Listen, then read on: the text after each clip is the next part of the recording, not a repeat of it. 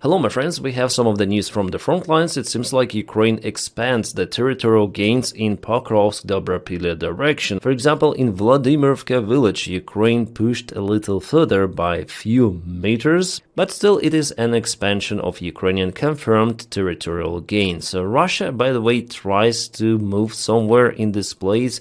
They expanded here, by the way, so it was yesterday, it is today, but they lost their positions with the gray area in this place. Not far away from Novoshakhova village. Well, as a variant, maybe they tried to reach their fellows in Kucherev Yar. Those Russians are being encircled there for already 1 month or maybe even more. So of course it's the bad situation for their fellows. But this Russian group is apt to be cut by Ukrainian armed forces from Mayak village and from Nikanorovka. I guess Ukraine sent extra reinforcements towards Pankivka to expand from this place. So the situation for Russians in Pokrovsk-Dobropilya direction is not good at all. But for now Ukraine is not going full in Novotoretsky direction and in Rozhne because it's mainly concentrated to cut Russians here rather than in this big sector. So I don't think that with those Ukrainian extra reinforcements sent, Russia has any sort of the chance to propel the same way as they did 1 month ago towards Zoloty Kolodets. Well, maybe they would like to do it, but for now it's unreal.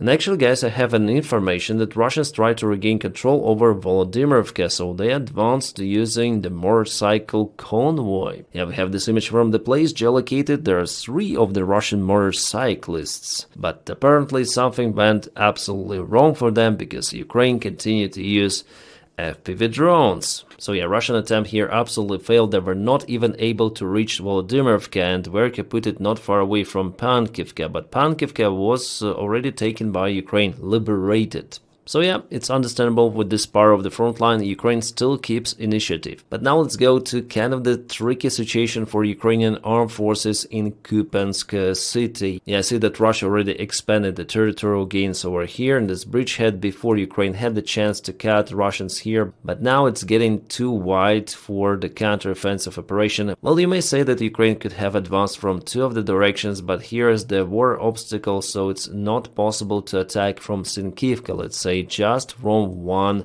single side.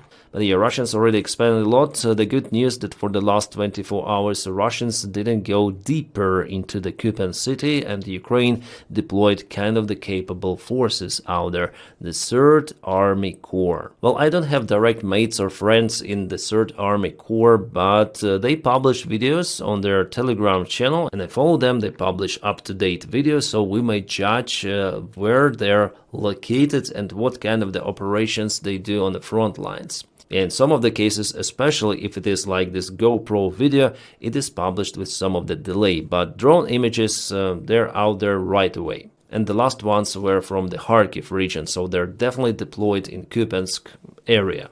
And about the most capable Rubicon Russian unit, well, Russia deployed it there, really, but Ukraine recently kaputted the place where those Rubicon operators were launching their drones from. And this video was even published by the Russian channels or shared by Russian military bloggers. Here you can see Ukrainian FP2 drone, which is similar to FP1 that flies and hunts the Russian Rubicon drone operators. That is how it's done. So Ukraine, with the help of the surveillance drones, is capable to identify the positions of the Russian soldiers, and later on the FP2 drone hits their place. The drone is so powerful that it may eliminate a single house. There were multiple of the strikes, and Russians confirmed their losses. The construction of FP2 drones is almost identical to FP1, but it may fly for a lower range of 150 kilometers, but may carry significantly more payload,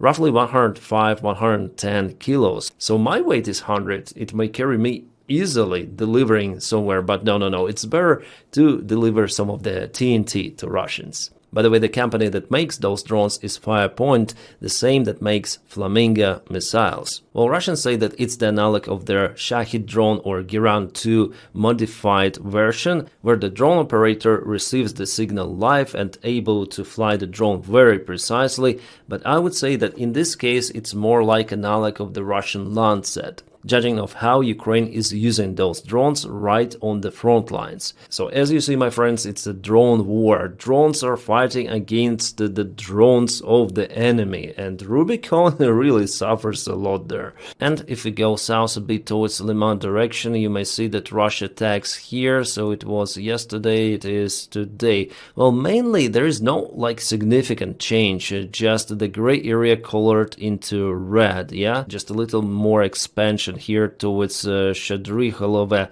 village. Yeah, Russians have multiple of the attack vectors towards Liman. They again want to take the settlement under control. But advancing further, I don't think it's a good perspective for them here, because this river of Donetsk, well, it's not an easy one to cross, absolutely, it's kind of wide. And where else Russia moves, I would say, every day is in this direction. This is the crossroad of many of Ukrainian regions, Dnipropetrovsk Oblast, Donetsk Oblast, and Zaporizhia. And here, I guess, right, yeah, here Russia moved for the last 24 hours, just a little. Before they advanced here much faster, taking way more ground. Guys, in my last video I said about the possible kaboom night in Russia, and definitely it happened like that. This is one of the biggest Russian refineries out there, Saratov Refinery, which was hit already many of the times, but still there is lots of the equipment that wasn't touched by Ukrainian drones before. There are at least 5 of the refinery units in this huge refinery enterprise. So one more of those units was flatlined tonight, thanks for magnificent Ukrainian long-range drone operations. Yeah, all of those videos I shared on my Telegram channel, there multiple of those were filmed, so please follow me there as well, because on Telegram I may upload the content with kind of the low censorship. And yes, follow me elsewhere. The links for my social media is in the video description below, and especially it's important for you to follow me on Patreon, because that's how you motivate me to film content on this channel. It's already morning in Saratov, the picture from the local households, and they say that it was Novokuybishevsk oil refinery. Yeah, of course, fire there continues, as you may judge on the smoke. Oh, those are the Beaver drones this time, not FP1, not Luty, but Beaver. Ukraine has multiple of the models of the long-range drones. And here we go with geolocation. So someone from those buildings filmed this huge refinery of Russia with kaboom visible in this direction. So this place, yeah, somewhere in the central part. Kaboom is what Russia always needs. Well, at the same time, Russia launched the combined attack on Ukraine. The main targets for them were Mykolaiv and the Dnipro cities. Also, some of the drones were spotted in Kiev region. All of them were shut down according to the information I have. Some of the drones proceeded to Ivano-Frankivsk and Khmelnytsky. So Pavlograd, Dnipro, Ukraine tried to shut down the drones, but there were too many. Yeah, this is the Ukrainian city Dnipro. Something is really burning there. I cannot tell what is there. I don't have this information, and now it's fresh, but later, of course, the information about this one will be revealed. What is interesting, that Russian army lifted its strategic aviation. They flown to the Caspian Sea and they performed those launching maneuvers. I was monitoring Ukrainian channels all the night, but it seems like those bombers, they didn't launch their cruise missiles. They returned back to Angles. This water actually was taken on their way back. But Russians launched their ballistics missiles also towards Dnipro and towards Kiev. Those could be only intercepted by PAX-3 modification of Patriot missiles. Yeah, S-300 also may try to intercept those ballistics, but it wasn't made for this purpose, and Ukraine is simply in lack of the missiles for S-300 systems. Yeah, unfortunately, in Dnipro, one of the residential buildings was also hit by the Russian drone. Yeah, the fire erupted there, fire brigades were deployed. And those are the trajectories of the drones and missiles which Russia sent the last night to Ukraine. Yeah, to Ukraine only this time. But we'll see what could happen next. I hope that NATO will be more prepared for repelling Russian aggressions with drones, airplanes, and so on. Well, the last night it was a massive attack by Russia. 500 of the drones roughly were sent and around 20 of the ballistic missiles. A couple of years ago that number was really outstanding, but now it's kind of usual, and Russia is producing more of the drones, so they will be capable to launch even 1,000 drones per single attack. That's crazy, and we are heading towards that number unfortunately. Wow, this thing is damn huge. Taloka torpedo drone, or how you can call it. Yeah, it was presented a couple of days ago in Lviv, right on the stadium, as the part of the military exhibition. And just try to guess the warhead, like the weight, yeah, how much it could be for this huge 12-meter long torpedo. The answer is 5 freaking tons, 5,000 kilograms. Wow, guys, just look at the size. This is enormous, and I already seen some of the videos or photos, photos published in the internet with the real tests of this torpedo. And this guy in military uniform, he's sitting there scrolling the phone.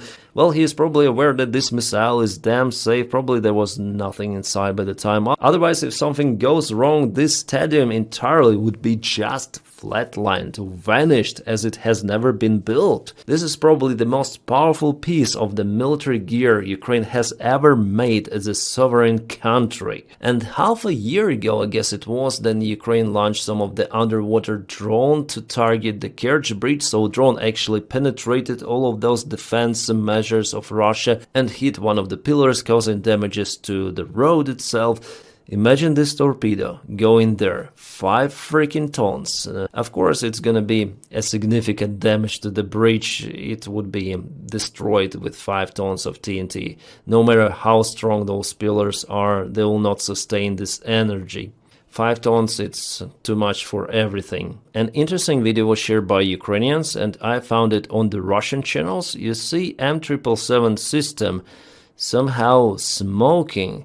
Well, because it is not a system itself, it is a dummy of M777. Yeah, Ukraine just put some of the smoke generators to simulate the fire of the real M777. Like it just fired. Russian drones, look at me, go to me, hit me. That's the purpose of the dummy. And I think that drone operators will be really convinced with this one, but Ukraine went even further. On M777 dummy, Ukraine put some of the solar panel, and here goes the heating element, which heats the barrel. So the dummy will just shine bright for the Russian thermal cameras. And of course, Russians will try to heat it, because you see there is the barrel, it is hot and it is smoking. It looks like M777, it smokes like real artillery, but in fact it's not. And it's not just a single unit, you see there is the other dummy on the side, so it's like a massive production of those dummies for Russian drones, especially for Landsats, because they're more expensive compared to FPV. Well guys, I'm gonna keep you updated. If you really want to support my job, please follow me on Patreon or on membership of this YouTube channel. The link for my Patreon is in the video description just below. Thank you for making this content possible.